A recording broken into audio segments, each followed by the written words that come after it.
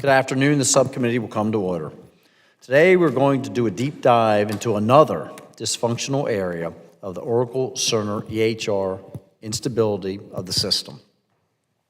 VA and Oracle have come up with many different words to describe this problem. Outages, downtime, incidents, performance degradations, user interruptions, and incomplete functionality. They all mean that the EHR isn't working and that staff can't use it. That's the bottom line. Far too often the EHR amounts to a multi-billion-dollar frozen screen or a brick on the employee's desk. When the system goes down, the veteran's exam gets interrupted or delayed, or the provider has to document orders on paper and enter them into the system later on. Sometimes the procedure has to be postponed altogether, and we all know what kind of problems that presents by postponing these procedures.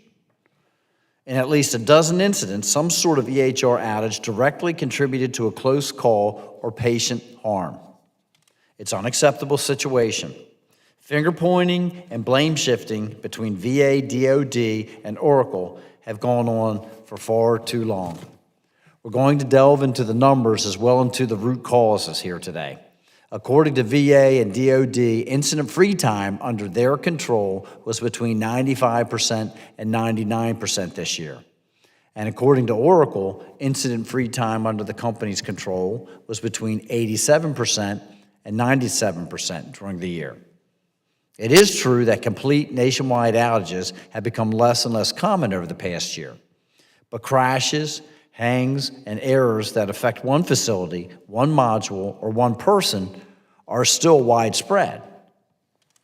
Ultimately, what the users experience is what counts, and they are not happy.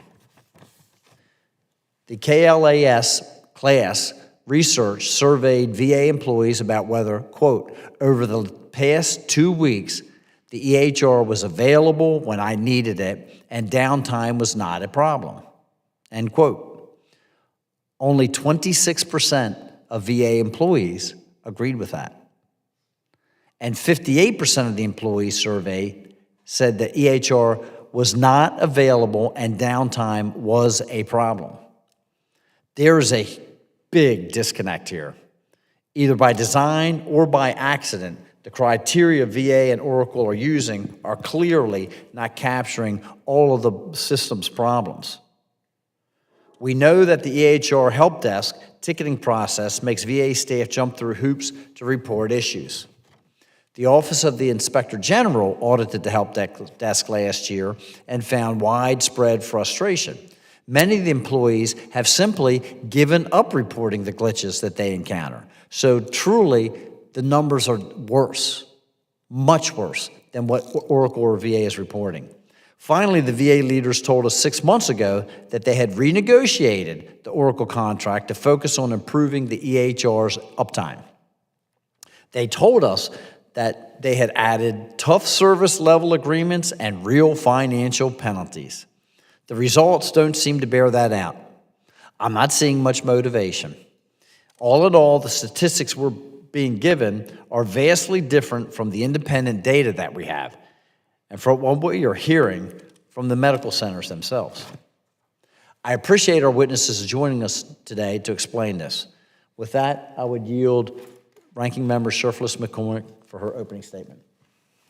Thank you, Mr. Chairman, and thank you to the witnesses for being here today. While I agree that stability of VA's new EHR is a critical part of the success of this program, I'm concerned about the fact that we have to spend so much time talking about it.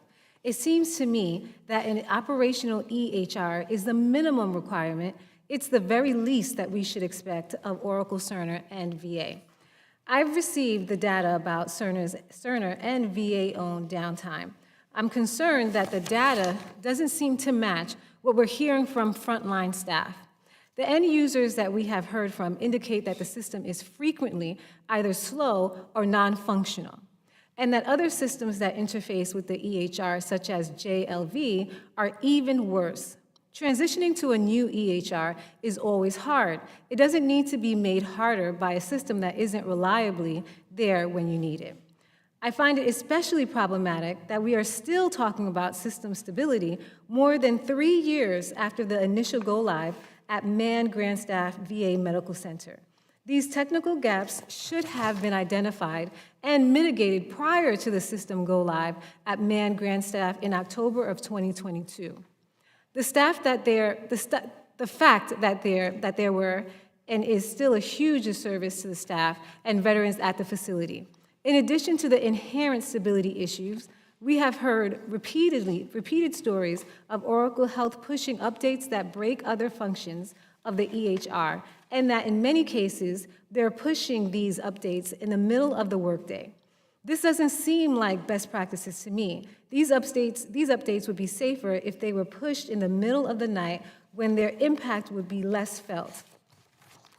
I hope to hear today now how VA and Oracle Health are working to improve this process. For over a year now, we've heard from Oracle that they're making major improvements to system stability, but there seems to be a lot of finger-pointing between the VA, DoD, and Cerner.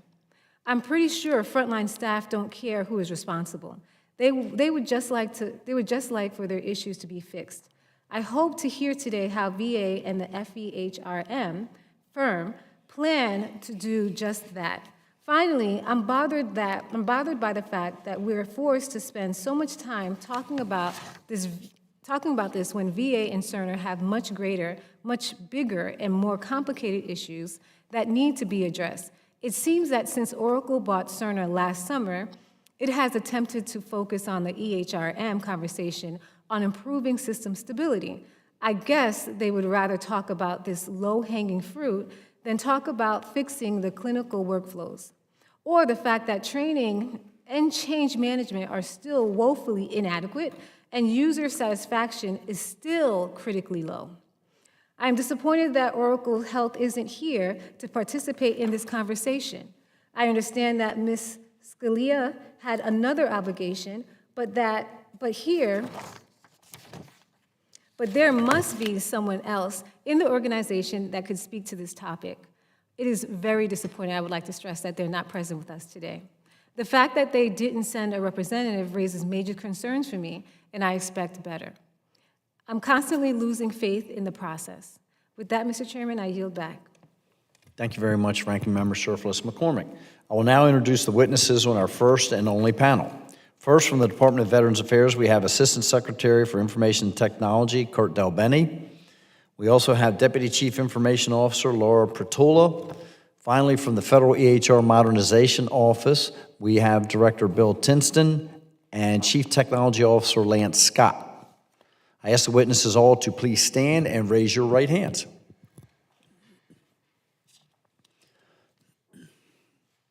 Do you solemnly swear under penalty of perjury that the testimony you're about to provide is the truth, the whole truth, and nothing but the truth?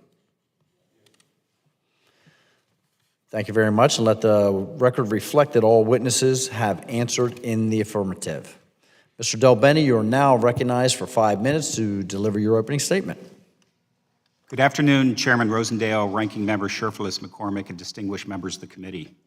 Thank you for the opportunity to testify today in support of VA's initiative to modernize its electronic health record system. I'm accompanied by Dr. Laura Pratula, Deputy Chief Information Officer of the Electronic Health Records Modernization Integration Office. I want to begin by thanking Congress and the committee for your continued support and shared commitment to veterans, more specifically to your support for the VA's EHR modernization efforts. For VA, the successful deployment of the federal EHR system will facilitate seamless healthcare transitions for service members and veterans across federal care settings. As this committee already knows, the federal EHR will provide an accurate lifetime health record for veterans among partners using the federal EHR. Most excitingly, for the newest members of the military, the EHR will serve them from the day they begin their military service through the rest of their lives. VA is on a journey to implement this large system transformation here. The federal EHR system is a highly complex software environment composed of the core medical records system and several other connected systems that together deliver the overall EHR experience to clinical providers and patients. In February 2022, VA established the Performance Excellence Program to improve the overall system performance, resiliency, capacity, and reliability of the Oracle healthcare system. With this systematic approach, we've seen the core system stabilize over the time period, resulting in an improvement in the overall user experience. As of November 8th, there have been 185 consecutive days without an outage, and 100% system availability in 10 of the last 12 months. To be sure, we're still experiencing partial system failures that impact the users. We capture these in our incident free time, or IFT, which measures the time that the system performs without significant end-user problems. While the IFT metric is improving, it is not yet meeting the service level agreement of 95% IFT on a regular basis. As of September 30th, 2023, Oracle Health has reached this metric only 4 of the past 10 months. This partially is from the number of changes that are being introduced. It's a well-established axiom of software development that systems stabilize when the rate of change made in the system decreases. The rate of change is still very high, resulting in more incidents than we would like. In some cases, the VA has requested functionality that has never been deployed in Oracle Health commercially, such as the integration of VA's consolidated mail outpatient pharmacy, making VA the first user of this functionality, which also increases incident risk. Regarding end-user support, we have improved the processing of tickets, and Oracle Health has met all 4 ticket management SLAs in January, August, and September. Every critical and high-severity incident has a root cause analysis done and a preventative action identified. These reports are now integrated into OIT's daily operational status review. Ultimately, we anticipate that the system's performance will improve when change velocity decreases, and enough time has passed to enable unanticipated defects to be found and addressed. From a technical perspective, one of the advantages of the reset is providing time for optimization of the system and associated technical processes. Improving system reliability, resiliency, and availability remains a critical focus, and VA continues to monitor and enforce contractual SLAs. As part of the contract renegotiation of May of 2023, VA increased the SLAs tied to concrete financial consequences related to technical performance and end-user experience. There are now 22 SLAs and 6 service-level obligations in place to hold Oracle Health accountable. As a result, VA saw improvement in these metrics. As my colleagues in the panel, as my colleague on the panel, Bill Tinston, will attest, VA works collaboratively with DoD and the Federal Electronic Health Records Modernization Office to improve operations based on lessons learned. Based on our shared learning, we applied improvements where possible, such as improving certificate management, establishing Citrix pods that increase flexibility and system performance, and optimizing virtual private network setup for laptop computers. In conclusion, veterans remain at the center of everything we do. They deserve high-quality health care that is safe, secure, timely, veteran-centric, equitable, evidence-based, and efficient. With the activities and improvements that are now underway, VA leaders are optimistic about the eventual success of the current program reset, the deployment of level FHCC in March of 2024, and the future full implementation of the federal EHR throughout VA. Having said that, we will not do this until the system is ready to provide a good quality experience to users. I again extend my thanks and gratitude to Congress for your commitment to serving veterans with excellence, and we're happy to answer any questions you may have.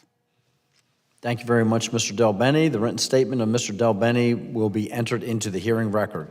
Mr. Tinston, you are now recognized for 5 minutes to deliver your opening statement. Chairman Rosendale, Ranking Member Cherfilus McCormick, and distinguished members of the subcommittee, I thank you for the opportunity to testify today on our partnering efforts to get the federal EHR's deployment, implementation, and performance right. I'm accompanied today by Mr. Lance Scott, the Chief Technology Officer for the Federal Electronic Health Record Modernization Office, also known as the firm. On behalf of the firm, I want to thank Congress and the subcommittee for your unwavering dedication to ensure our nation's veterans, service members, and beneficiaries receive the safe, reliable, interoperable, and modern EHR they deserve. The firm performs a key role in the federal EHR modernization effort. The firm oversees the shared environment containing the federal EHR and support systems, governs the configuration and content changes derived through a joint decision-making process, tracks and facilitates software upgrades, and solutions to optimize EHR performance, and informs continuous improvement through the tracking of joint risks, issues, opportunities, and lessons learned. I understand the concerns regarding the reports of outages, incidents, and other technical problems associated with the deployment of the federal EHR. The effort to deploy our modern EHR has been and still is a challenging endeavor, but in no way do these challenges mean that the EHR modernization is not an attainable goal. The firm and its department and other federal partners work through these challenges every day. The modern, interoperable federal EHR is large in scale and complexity, but this scale and complexity deliver capabilities that enhance patient care and provider effectiveness. This federal EHR implementation effort also delivers on the promise of seamless healthcare transitions for service members and veterans, and establishes a single lifetime longitudinal record for beneficiaries. The federal EHR is an ecosystem of orchestrated technologies. The overall EHR modernization effort is not about a single product, network, interface, or application. Rather, it's about all of these products, networks, interfaces, and applications working together within a national enterprise. The national enterprise that creates the right circumstances to deliver the right experiences for clinicians and beneficiaries alike. This modern enterprise EHR capability enhances healthcare delivery and delivers better outcomes. Among its many benefits, the federal EHR allows for standardized workflows, provides better coordination between the VA and DoD and our other partners, and enables efficient dissemination of innovation technology and new capabilities. Although the federal EHR enterprise is not yet at the performance threshold we demand, improvements are occurring. Performance improves by looking at the entire federal EHR from an enterprise perspective. This holistic approach delivers a significant outcomes to an ever-evolving system. For example, the mean time to restore has improved by 50% over the past 18 months. Over the same 18-month period, healthy minutes were sustained above 99.5%. With an enterprise-wide approach to driving outcomes, we have also enhanced the stability of the Defense Enrollment Eligibility Reporting System, also known as DEERS, the interface with the federal EHR. These changes have had significant impacts, and over the past 23 weeks, DEERS had a single outage that was resolved in less than an hour. The firm, alongside its VA, DoD, and other federal partners, continues to collaborate and drive enhancements in the federal EHR. Since the initial deployment of the EHR, the firm and the departments have worked with end users and stakeholders to identify issues and improve systems reliability, functionality, usability, and capabilities. Collectively, the firm, VA, DoD, and our other federal partners share problems, learn from each other, and develop solutions together. There are tremendous advantages in this, and it results in a system that continuously improves. In closing, as the son and brother of veterans and a leader of an organization largely comprised of service members and veterans united in modernizing the federal EHR, this mission is personal and critical to me. I'm focused on delivering patient-centered care and providing the greatest capabilities available to support the most informed clinical decision-making. It's my observation that the more VA and DoD and our federal partners collaborate and team as an enterprise, the more we raise the performance of the federal EHR. I thank you for your commitment to getting the EHR modernization right and for the opportunity to speak to you today, and I look forward to answering your questions. Thank you very much, Mr. Tinson. The written statement of Mr. Tinson will be entered into the hearing record. We will now proceed to questioning, and I recognize myself for 5 minutes. Unfortunately, Oracle is using the taxpayers' money and our veterans for their own private research and development mechanism. And it is very disappointing to this committee, and we see it time and time again. These companies hold themselves out to be the experts in the field, that this is exactly what they are supposed to be doing. And yet, we're being used as an experimental lab. And the taxpayers are funding it, and the veterans are the ones shouldering the problems. So downtime has been redefined. Service tickets aren't even being sent in anymore because there's been so many of them, and they have frustrated the employees so severely. And you know it, Mr. Dalbeni. You know it yourself. They're not sending in all their tickets.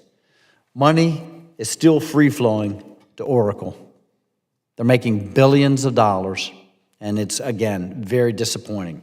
So, Mr. Dalbeni, how do you explain the discrepancy in your uptime statistics versus the class survey?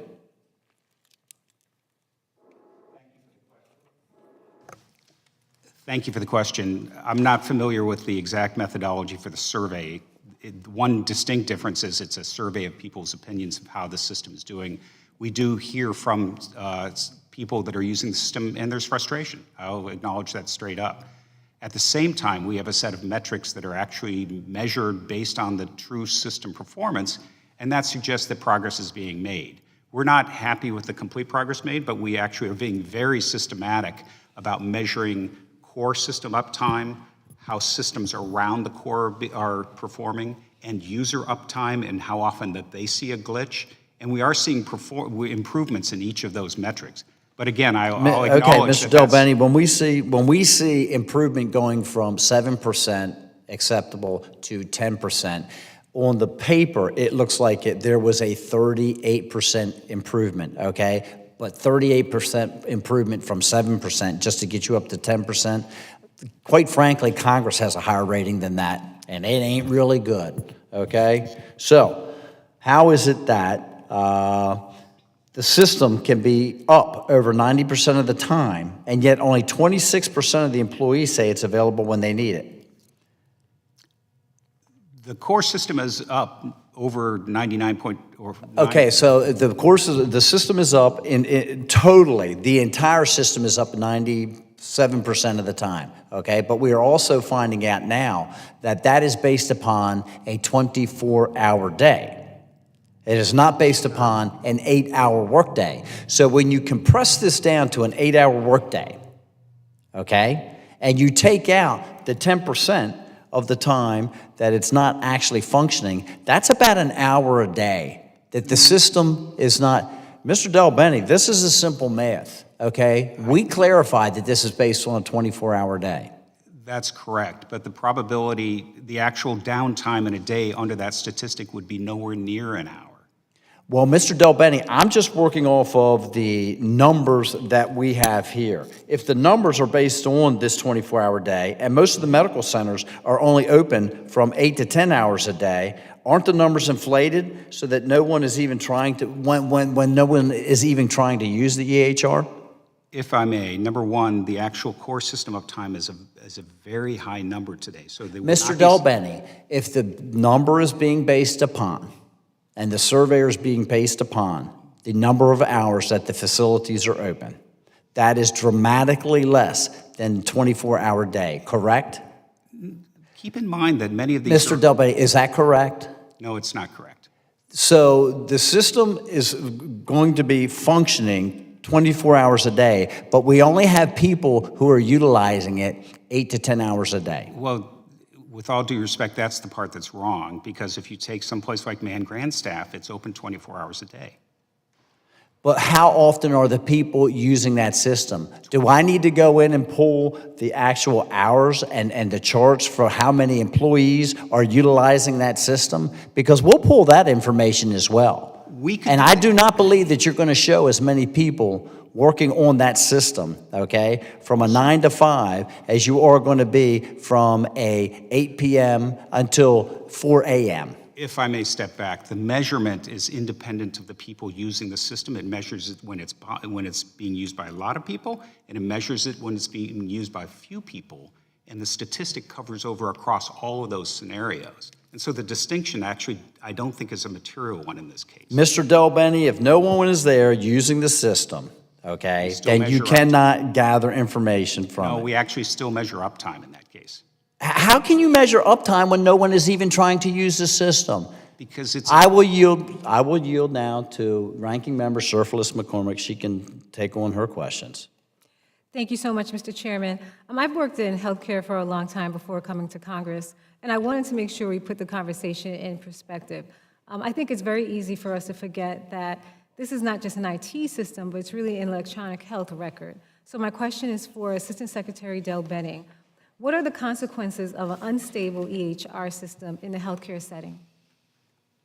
Well, thanks for the question. We obviously want the system and are driving towards the system being at a very high level of reliability. The core system is what's most important to have correct and to have always up, and that's why we've driven a very high level of SLA, service level agreement, for that core system. Mm-hmm. The other systems that surround it, there are downtime procedures for I wanted to focus specifically on the consequences of an unstable EHR system in the healthcare setting. So- Let's just identify, what are those consequences? I'm not sure I'm actually the perfect person to answer that question since I'm not a clinician myself. We're striving towards having a high level of reliability both for the core and the surrounding systems as well. So as you're implementing the IT standard in the contract, are you aware of what the consequences are or what angles of it are the most important? Do you have awareness of that, or does anybody else have awareness of that? When we do triage of incidents that come in every case we ask the question of, are there downtime procedures that people can use to accommodate or adjust to the fact that there's an outage? Okay, so you have no understanding of the consequences when it's unstable. I basically ask the people that are experts in that particular topic. Okay, and how do EHR system failures impact patient care and safety? Would you repeat the question, please? How do EHR system failures impact patient care and safety? What is the impact? Again, I don't think I'm the subject matter expert in that to be able to answer that question. I will say that we focus on having downtime procedures for every place where the EHR would be used. So if you don't understand the implementation of it or the implications of it, how do you feel confident with the implementation of it? If you don't understand the consequences or the safety measures that are potentially harmful. I do understand the system itself very deeply. I rely on people that are subject matter experts in the particular clinical workflows to make sure that the requirements that come into the system that we implement or the team implements will implement the right workflows. And so I'm sure you had these conversations with the experts before, and you had the conversation of the consequences and the seriousness of this. So in your perspective, just recalling what they've talked to you about, could you please tell me those consequences? I'm sorry, again, I think I'm The probably reason not the why I right keep person bringing to it up is answer this because question. I've worked in the healthcare setting, and when we've contracted out, and the people who we had who were actually responsible for implementation did have an understanding of the basic needs and consequences so they can look out for it. Independently, without those understandings, how can you be confident that the implementation going forward is actually protecting those involved and also meeting the needs? I understand that you're staying on uptown, downtown, downtime also, you're looking on that. But is there any focus on the consequences, specifically in a healthcare setting, that you yourself have been exposed to? And it's important we get that answer because that would help us become more confident with the process you're implementing.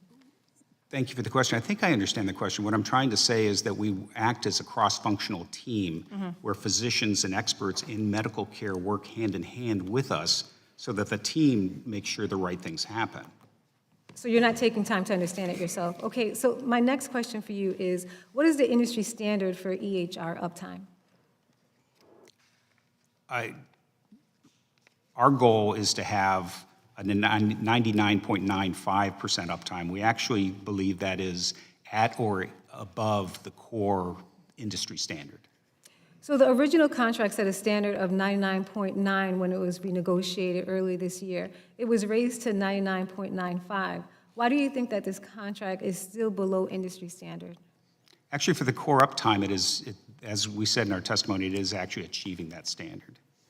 So are you feeling confident with the performance of and the implementation of Oracle?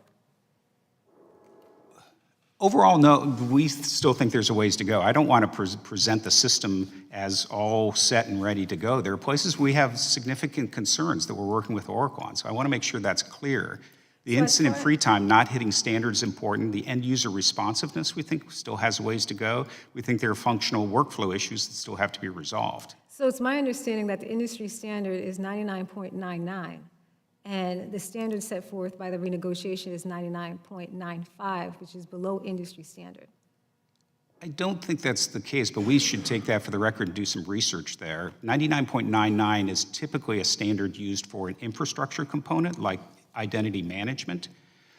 An end-user-focused system will tend to be more towards 99.9 or 3 nines in reliability, and so we wanted to push it higher than that and get to 99.95. One of the things to keep in mind is, again, the downtime procedures and being able to work with the EHR down will also influence whether you push that vendor to get towards a higher standard or not. Thank you. I yield back.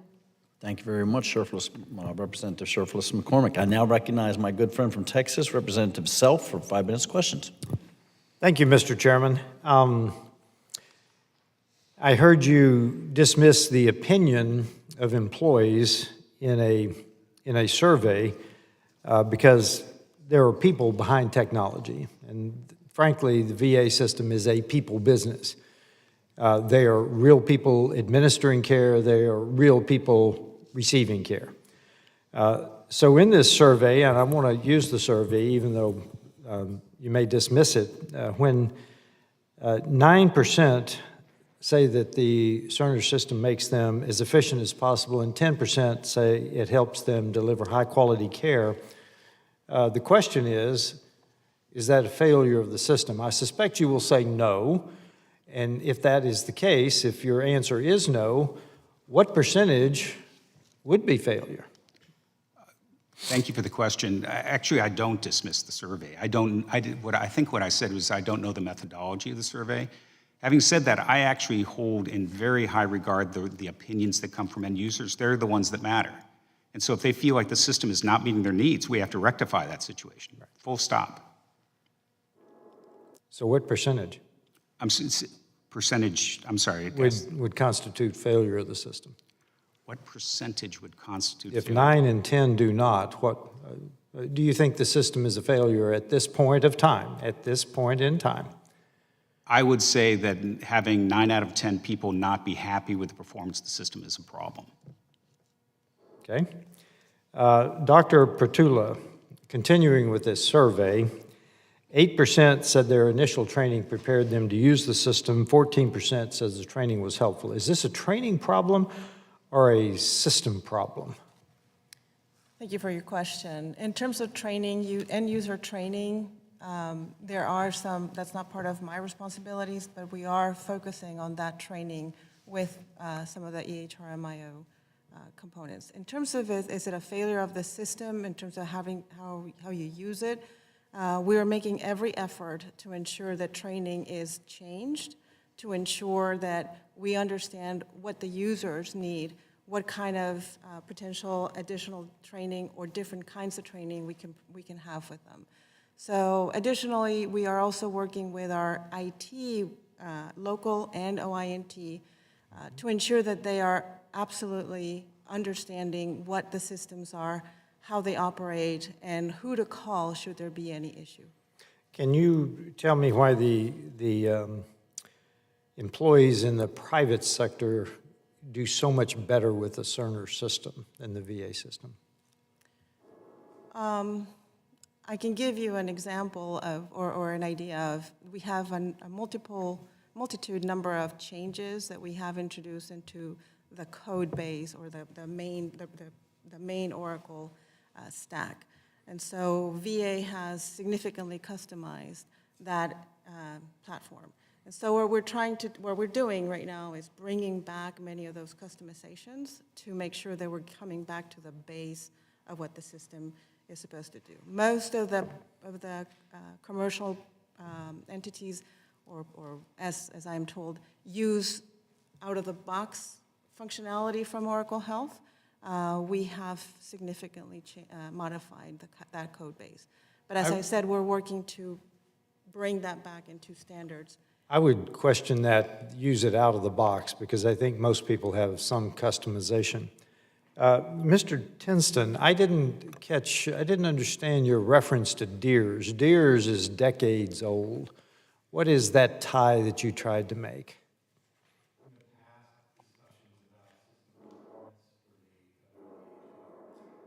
Into other DoD systems. DEERS in particular has posed a problem for operations on the VA side because calls were made to that system, and as you described, it's an age system, and so its performance impacted the performance of the VA experience with the EHR. The VA has changed their interaction such that they've created resilience from an EHR perspective, so that if there's a DEERS problem or a connecting system problem, that their users are able to continue with the work and the workflow that they were engaged in. And Mr. Del Bene has engaged with the DoD CIO to drive improvement in the associated connected DoD systems such as DEERS. Okay, Mr. Chairman, I yield back. Thank you very much, Representative Self.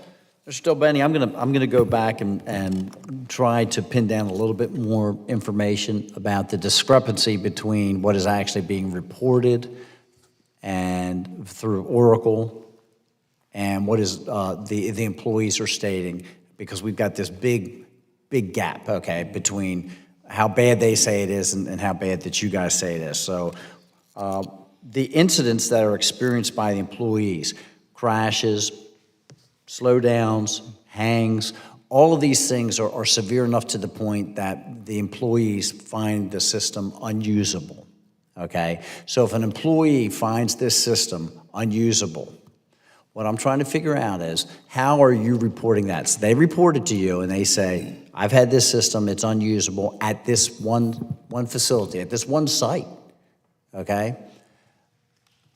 How does that get calculated in for this 97%, 98% showing that it's up and running where we have these downtimes, again, based upon an 8-hour day and one facility instead of all of the facilities and a 24-hour day? How do we do the reporting for a person sitting at a desk and saying, this system won't work for me for an hour? So again, the measures that exist are 24-hour wide measures. That there's no concentration of those in a particular 8-hour period. So I think that's part of our discrepancy. Now, but let me step back. We definitely think that there are issues around getting good performance or end user responsiveness still in the system. The three measures that we've defined as SLAs, which without going into much detail, get to the average responsiveness, the 10% worst responsiveness, and the 1% worst. So we were very careful to make sure we had all three of those. In each case, they're hitting it, but in the particular for the 1% of people, there's still a lot of hangs that happen in the system, as we define a hang as a 5-second pause. And so what that metric is, the threshold is 50 of those in a day. The current number is somewhere around 20 of those in a day. I actually think if you were looking at the screen and seeing 20 such hiccups, if you will, in a day, you would perceive that as unacceptable performance. And so I think that's a place where we actually are aligned and we need to do better. The other thing I would make clear is we particularly set up the contract so that as we go into additional option years, we can change those SLA numbers and we can ratchet them down to be more strict.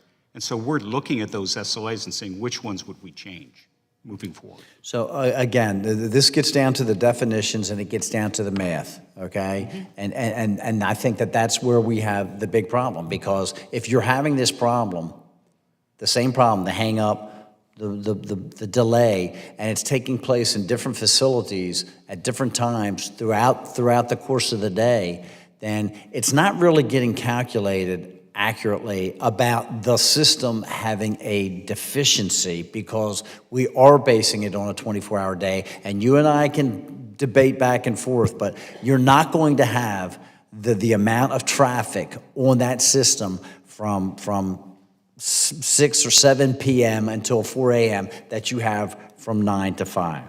Okay, so moving on. Only 11% of the VA employees told the class research that the Oracle Cerner EHR has the fast response time that they expect when logging in, refreshing the screen, and retrieving the information. That sounds a lot like the definition of incidents, yet you're reporting incident-free time in the high 90s. Again, how do you explain that? Well, thank you for the question. We know for each of the systems whether they are responded or not, and we separately measure what's the actual response of the user experience. And so what you see is the number, we can actually measure whether a particular system is up, and we can accurately measure as a result how much incident time there is in aggregate. We separately measure whether the actual system is responding adequately. And that's the number I tried to give you a sense of. They're meeting the SLAs, but we still think, particularly for that 1% of users, which probably will be more vocal, and rightly so, that the experience may well be unacceptable. Mr. Delbenny, if your definitions are not capturing problems with the AHR that are preventing the VA staff from doing their jobs, okay, they're just saying, this isn't working for me, and you don't have a definition to capture that, doesn't that mean the definitions are incomplete or not accurate? I think it means that we need to really make sure that we're well aligned with users to make sure we have and we are, to make sure we understand how they're perceiving the system. There's two separate questions. There's the performance of the system and what do the numbers tell us? And then there's how end users are If I file a perceiving it. complaint, let me make this real simple. If I file a complaint and you're speaking a different language, okay, that doesn't accept that complaint, then it's not getting registered. Representative Sherfless McCormick, I would recognize you for your next round of questioning. Thank you so much, Mr. Chairman. I have huge concerns as I was considering the conversation we just had. One of my concerns is, I'm trained as a lawyer. I don't have a healthcare background when I got into healthcare, but one of the basic things that we do is to understand the healthcare system. The reason why it's important to understand the healthcare system is because you have to understand if you're actually weighing the right variables and if you're actually weighing the right matrices to determine success. And so the end users of Cerner and Oracle, I want to know what your relationship is with them because they do understand the healthcare system and they work together. Now, do you have any system or a survey that you may have used to find out what their perceptions are? Because what you're reporting does not match what they're reporting. Thank you for the question. It's a very good one, and we do those end-user feedback sessions as well as surveys. So let me pass to Dr. Pertullo, who can talk more about that. Yeah, so thank you for the question. We do recognize that we recognize that we needed to be much more close to our end users, and so we established during this reset period, we established some integrated teams with VHA and our groups in EHRM to really assess where are we in terms of the user experience. So we have human factors engineering groups working with us now to make sure that, and with Oracle Health as well as our partnership, to make sure that we start working on remediating what the users are understanding that needs to be improved from an end user perspective. We also have from some surveys that the pre and post deployment of a code block, which is a major release. We have some of those that we started to do to understand where we are in terms of to the experience that the users are having with that. So could you please provide us with those surveys and that data? How frequent is that, those surveys? We just started that. You just started with a code So how block. many rounds of surveys have you conducted? One. One round of surveys? Yes. When was the last survey that was conducted? That was with our code block release 9, so that was in September In September of this year? of this year, yeah. And who does the critical analysis of that, the surveys? We're working, like I said, with human factors engineering and VHA. And so when are they delivering the results of that? We're looking at those results now. And so once you receive it, how are you planning on doing the critical analysis of what they deliver to you? So we have projects established, so as we go and do the root cause analysis as to what is going on, what did they identify as being an issue, we go and evaluate where should we be starting, and we have projects that we can kick off to go and address each one of those. So will you and Mr. Del Benny be a part of the critical analysis? We work as a partnership, you know. Okay, so then could you tell me what the consequences are of a failing EHR system? I cannot tell you the consequences, I'm not a clinician So are either, you but substantially confident that you can, in fact, be able to do that critical analysis if you don't understand that? like I said, we're working with VHA as well in that evaluation. So it's a So you're relying totally on their analysis of it? It's a joint analysis because if it's like the front end portion of it, that's with our VHA. But if it is something that the system can enhance or can fix, that's where we come in as engineering and architecture. So do you feel comfortable knowing that that part of understanding the basic part of healthcare, the necessities, the safety for our veterans, that lack of knowledge, are you comfortable making decisions without understanding the implication on our veterans? When we look at the requirements that are given to us from our functional community, we work with them on every step of the way. So you are comfortable with that, knowing that a failing system can cause death and safety hazards for our veterans. Are you comfortable with that? No, I'm not comfortable, and I didn't say that. So I guess what I'm asking is the relying on, well, you can go ahead and answer, Mr. Del Benny. Yeah, I think we've gotten a little off track here. I think what we're trying to express is that we act as a cross-functional team, multifunctional team, and in the end, what matters is that the team concludes Are we ready to continue past We're the actually, reset or we're not? actually right on track. I didn't want to step in, but we are on track. And as I said, as leading a healthcare company, there's a certain amount of reliance that you can have on your team, but as a leader, you have to understand certain principles. Understanding the consequence of the people who you are protecting and carrying out the mission of taking care of our veterans is an important mission, but understanding the critical nature of the system is also important. And that is the baseline, the mere baseline. So understanding that is one thing, and ensuring that everyone who's working on the team understands that is another thing. So I wanted to see, I'm trying to become more confident about the structure and what's present. And the more we talk about it, the more confidence I'm losing, because I'm not seeing that independent process of understanding the basics. These are the basic systems that aren't being understood. So I'll just yield back, Mr. Chairman. Thank you. Thank you very much, Representative Sherfless McCormick. I will now recognize my friend again from Texas. Thank you, Representative Mr. Self. Chairman. I want to go back to those end users. I assume those are your employees and not the veterans. So what are they instructed to do when they have either a shutdown or a, what did you call it, a pause, a 5-second pause or more? What are they instructed to do? They're with a patient. And the system becomes unusable for some period of time. What do they do? So we have, again, in that collaboration with our Veterans Health Administration working groups, we notify employees when there's an issue, either that they have reported or that we know that the system is not executing where it needs to be.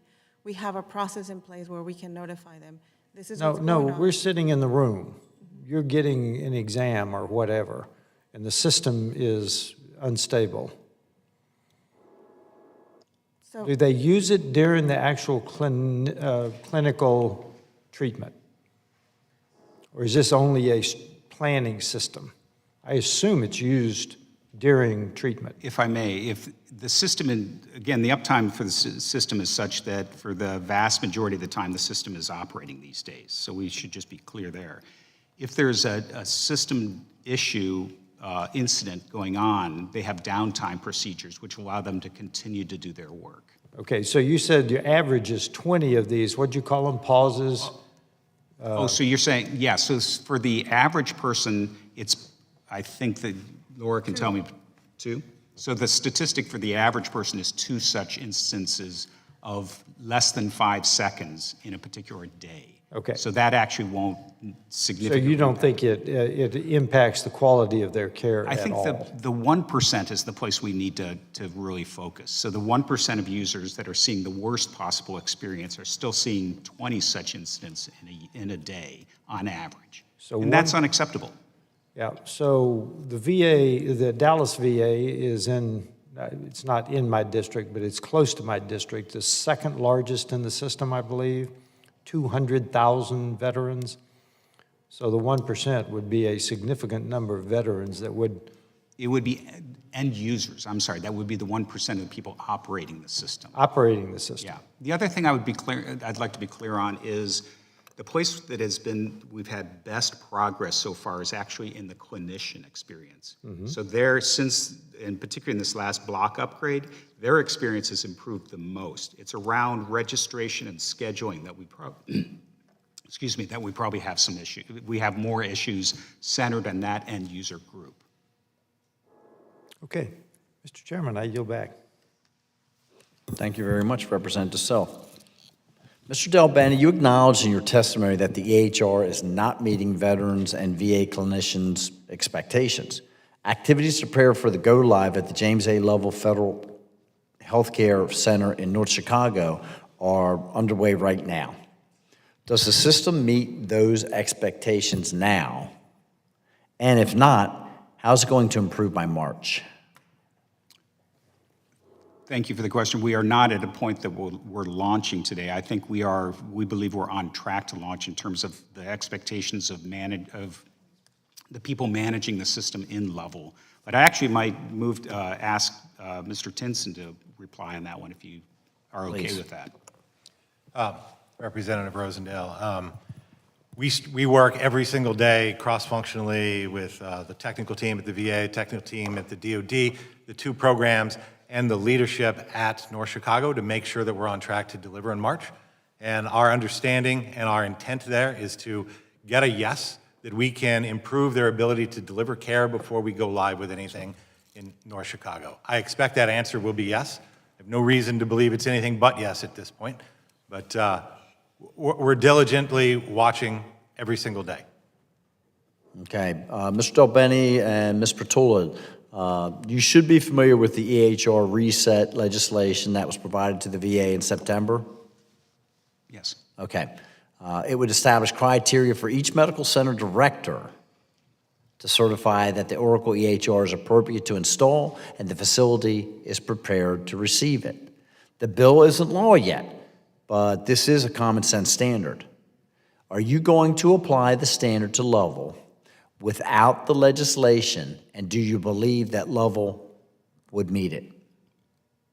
I believe that it's important for the end users and for the management of that facility to be on board and supportive of the rollout. Okay. I do too. That's why we have that language in the legislation. So what I'm asking is, are you ready to apply all of those standards to the Lovell rollout, and do you believe that they would meet it? I believe at this point we're on track to meet that when we do launch, but we won't launch until we've met the standards that are part of our go-live criteria.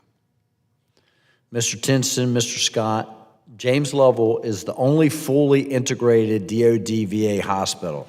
You're implementing the Oracle Cerner EHR there before VA can finish their reset work. What unique challenges does Lovell pose, and how are you going to overcome them? This is a facility that is different than any other place we've had a rollout. So again, what are the challenges, and what do you think that needs to be done? Sir, the problem is different at James A. Lovell Federal Healthcare Center. They're an organization led by the VA that was asked about a decade ago to work in an integrated fashion, supporting both DoD beneficiaries and VA beneficiaries out of one common facility. We didn't equip them with the right IT tools to do that. They use at least 3 different EHRs trying to create integrated care delivery at that facility. So we're solving that problem, and we work every day, to your prior question, with the director of the facility to make sure that we're addressing the problems and we're making things better as we approach a go-live at that facility. That is the last remaining DoD facility. It's the only one they haven't deployed the common record to. And we work every day, and to your point, specific issues to there, are that they see beneficiaries from both systems every single day, and they do that in an integrated fashion, and we have to improve their ability to do that. Because the people there have already done the work and working in an integrated fashion. We need to give them the tools. That's what we're striving to do. So I have grave concerns because of watching the other facilities and the rollouts, and we know that Lovell is a lot more complex. And forgive me if I'm a doubting Thomas about this, but when we see the deficiencies and the failures in the other facilities that are not nearly as complex as Lovell, again, we're going to need to apply these matrix. If the legislation isn't passed, I'm hoping that we can get you to agree to this matrix. But right now, as you look at it, what level of comfort do you truly have that we're going to be able to meet those matrix in March? So it's actually pretty high. It's the highest it's ever been, and it has improved every day in the last year because we work on a daily basis with the leadership team that delivers care at FHCC in North Chicago. And so as we continue that engagement, and I had our situation report with the broad team yesterday afternoon, and there were no showstoppers. But this is led by the VISN. We have the VISN there, we have the director of the facility there, we have the Veterans Health Administration there, representatives, in the conversation every day to make sure that we're meeting the criteria that they need to go live and deliver effective care and safe care better than they do today. Thank you. Thank absolutely. you. Okay, I'm going to yield to Representative Sherfless McCormick. Thank you. Thank you. Mr. Tinston, what do you see as the firm's role in improving system stability for VA and the DoD?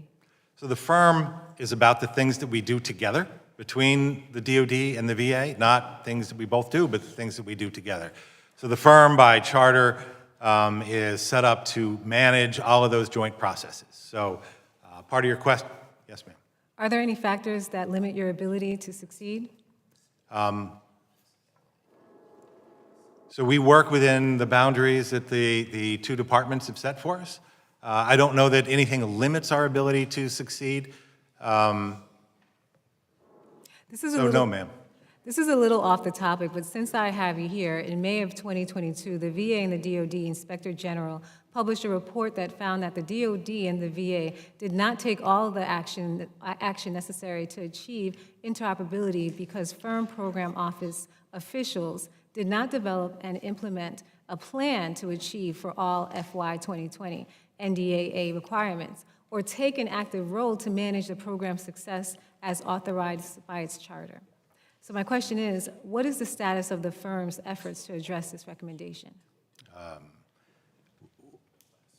Ma'am, with regard to that recommendation, the two deputy secretaries whom I work for, Deputy Secretary of VA and Deputy Secretary of the DoD, asked me to come back with our plan to address that. And I've done that, and what we're doing is focusing at this point on the joint site at FHCC, because that is the culmination of all our efforts to create a joint single federal record. Okay, so when do you plan to be fully compliant with the NDAA-driven recommendation? Ma'am, I believe we are. All right, I yield back. Thank you. Thank you very much. Mr. Tinson, why isn't there any survey data for the MHS Genesis for this year? Did the DoD decline to participate? Not that I'm aware of. So the firm works with both departments to include EHR-related questions in surveys that the departments were already doing. And interestingly, we just completed, as NDAA 2020 requires, an annual EHR summit with users from each department. And the results of that will be coming out soon. But in general, what we got from the users was that they recognize the importance of the EHR. They think that things are improving. Their complaints were, as you noted in some of your questions and comments, that the training's not right yet, that we're not quite there, but we're moving the right direction. And we're compiling the results of that EHR summit, where we had 1,000 users participating with us for 2 days. And we'll have that available in the near future. I would love to see that survey information. And again, when we show improvements and you're going from 7% satisfaction rate to a 10% satisfaction rate, as a percentage, that looks great, but it's really not that much of an improvement. I mean, I am sorry. And when we also are taking calculations on downtimes, slowdowns, and things like that are from one person, one facility, and we aren't even gathering in all of the tickets any longer that we know that are out there. That doesn't give us confidence about the working system either. Mr. Tinson, last year, only 24% of the military health system employees told class that EHR was available when they needed it. That's even worse than the VA. Is that what we can expect at Lovell? Absolutely not. I can't speak to what people will say, but when we look at people's satisfaction surveys on an enterprise system, we have to consider multiple factors.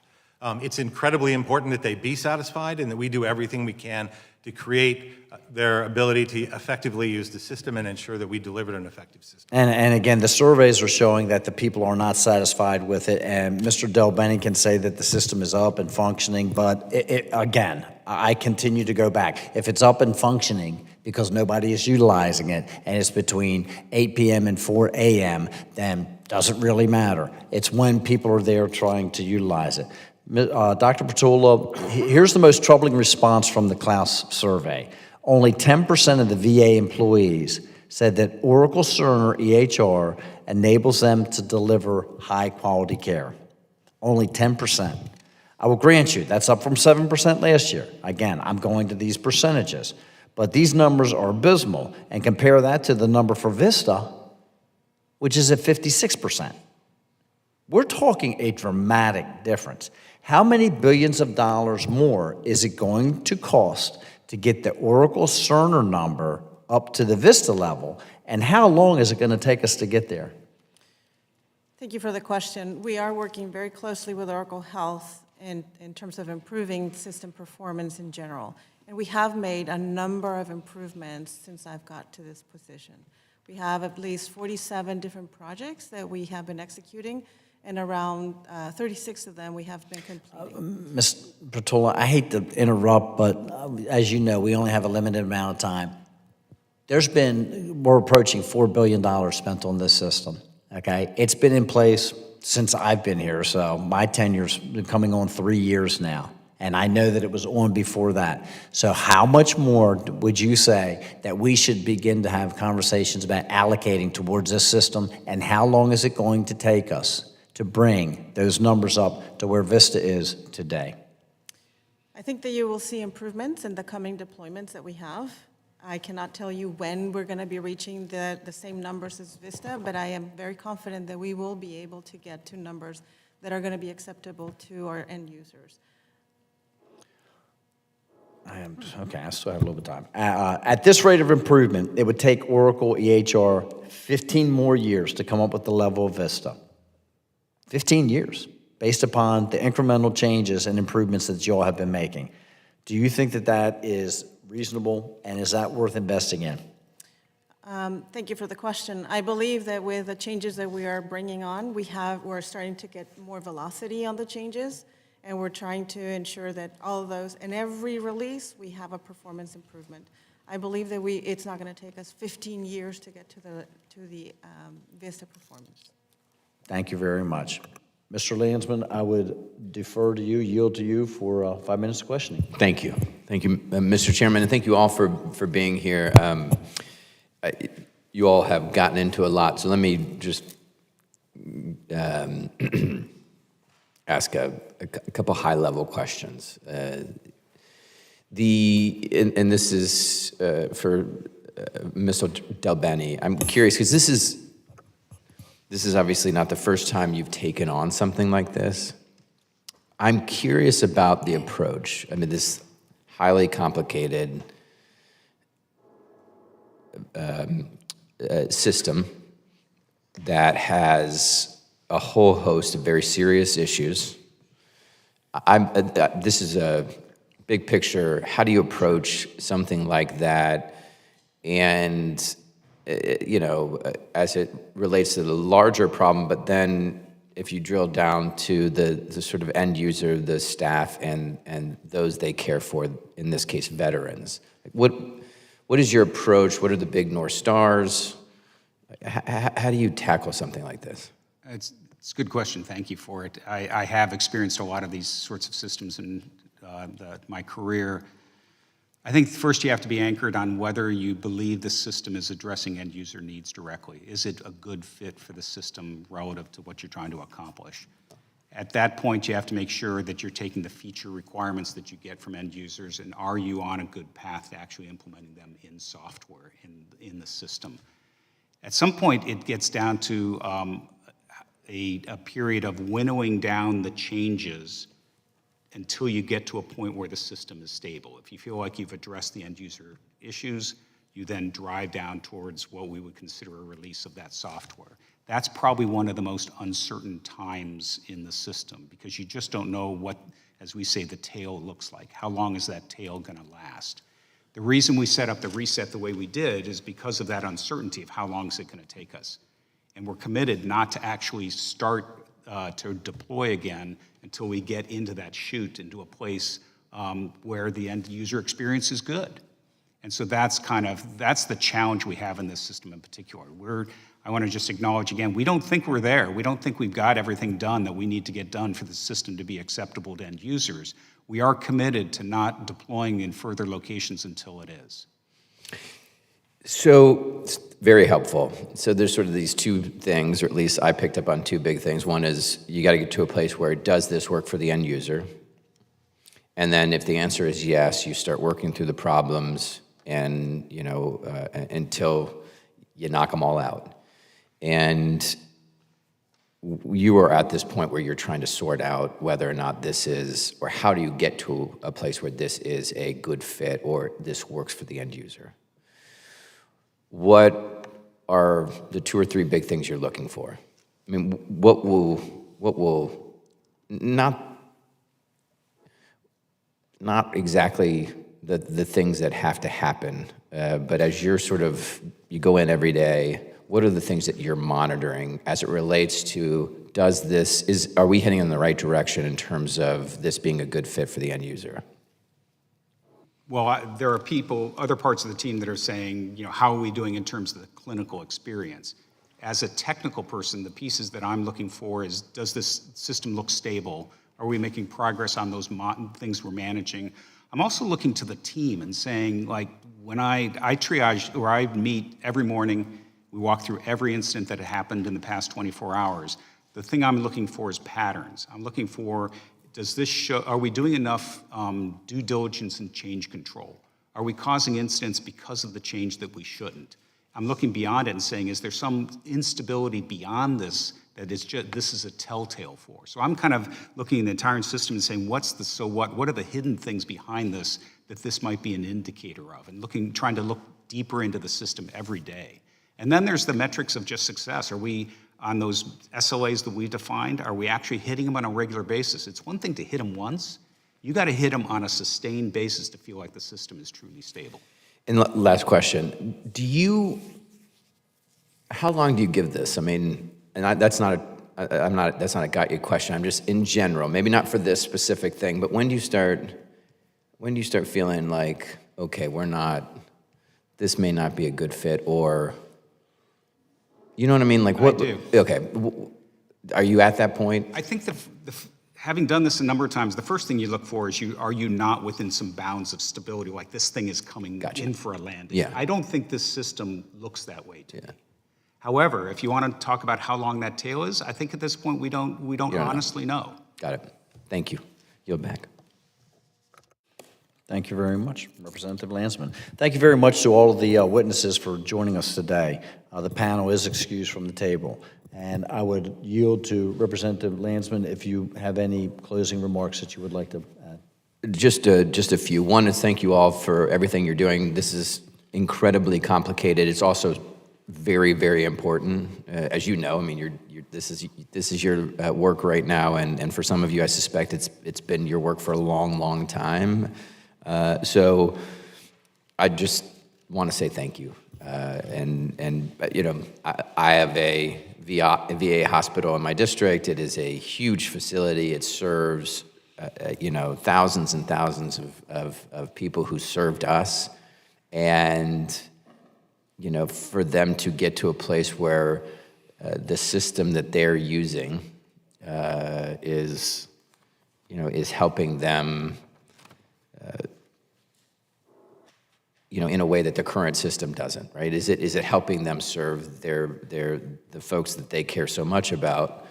And, it's just so important. So I just appreciate what you all are doing, and Mr. Del Bene for bringing your expertise, and I suspect it gives a lot of people a lot of confidence that you're here and you're sorting through it and being as deliberate and thoughtful as you clearly are. So thank you all. Thank you, Mr. Chairman. Thank you. Thank you very much. Today's hearing should have been unnecessary. The very least we expect from a piece of software is that it runs reliably when we launch it. The complexity and the rate of change within the VA should be no surprise to anyone, and this is no excuse for Oracle. Again, they hold themselves out as the experts in this field. The irony is that the VA already has an EHR platform with more than 99.9% uptime. This is like ivory soap pure, folks. It's called Vista, and we delved into how it achieves that level of performance in March. It's baffling that anyone could pay billions of dollars and set a lower standard. But But I understand the determination to make Oracle Cerner work, especially now that DoD has nearly finished implementing it. I hope the two departments and Oracle can put the blame shifting behind them once and for all and address the problems regardless of who may have created them. We're going to be giving special scrutiny to how the system performs at James A. level. At the joint facility, finger pointing isn't just counterproductive, it can be fatal. Once again, I want to thank the witnesses who appeared today.